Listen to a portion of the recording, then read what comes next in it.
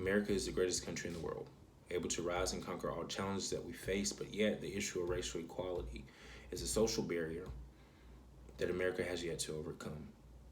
Teaching our children about racism isn't going to be easy, but it's going to be imperative in the conversation because it will become apparent at some point in their lives in many forms today. For some families, conversation about race and racism is a part of their daily lives. For others, this topic can be quite difficult to discuss, so I'm here to help. The way that children understand the world evolves as they grow, but it is never too late to talk to them about equality and racism because that is our best chance at change. Starting with children under 5. At this age, children may begin to notice and point out differences in people they see around them. As a parent, you have the opportunity to gently lay down the foundation in how they view the world. Use language that is age appropriate and easy for them to understand.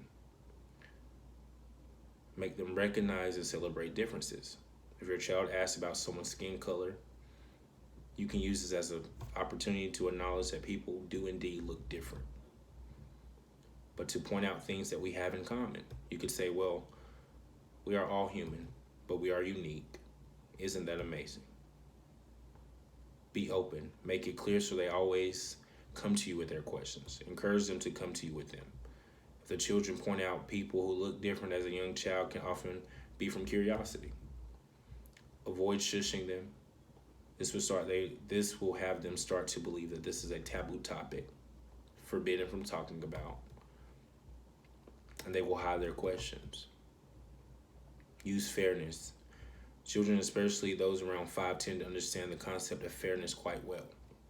Talk to them about racism and how it's unfair, and that's why we need to work together to make a change. Children from 6 to 11. Children this age are better at talking about their feelings and are eager for answers. They're also becoming more exposed to the information they may find hard to process. Start by understanding what they know.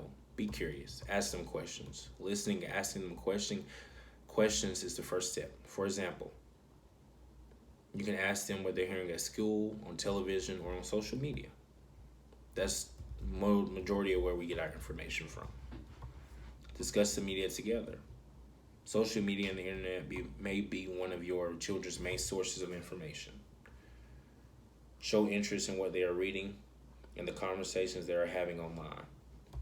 Find opportunities to explore the topic of race and racism and the stereotypes and the racial bias in the media, such as why certain people are depicted as villains or why others are not. Talk openly, have honest and open discussions about racism, diversity, and inclusive, building trust with your children.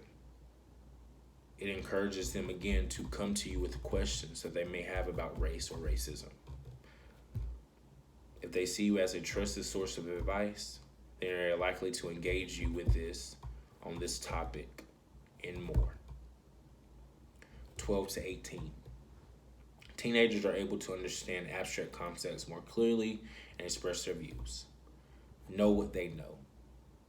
Find out what children know about racism, discrimination, what they've heard in the news, school, or again on social media.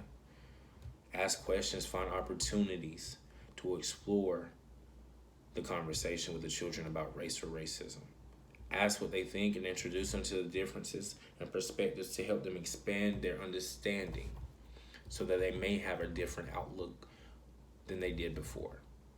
Encourage action. Be active on social media is important for many teenagers. So, some may have begun to think participating in online activism. Encourage that. Encourage them to do so an active way to respond and encourage to racial issues. Try to find ways to introduce your child to diverse cultures, people, race, and ethnicities in a positive interaction with other racial and social groups. Early on helps decrease the prejudice and encourages more cross-group friendships.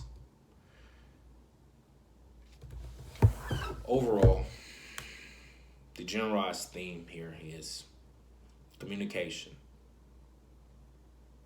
I believe that racism in race is a conversation that needs to be had.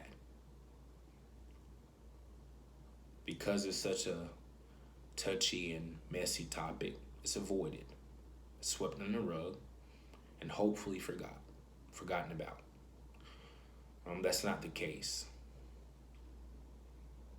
When you sweep something under the rug, it's still under the rug. And that's what we have to acknowledge, accept, and move forward together by having that conversation, dealing with that pain, and moving forward. I hope I helped you with this topic. Have a good night.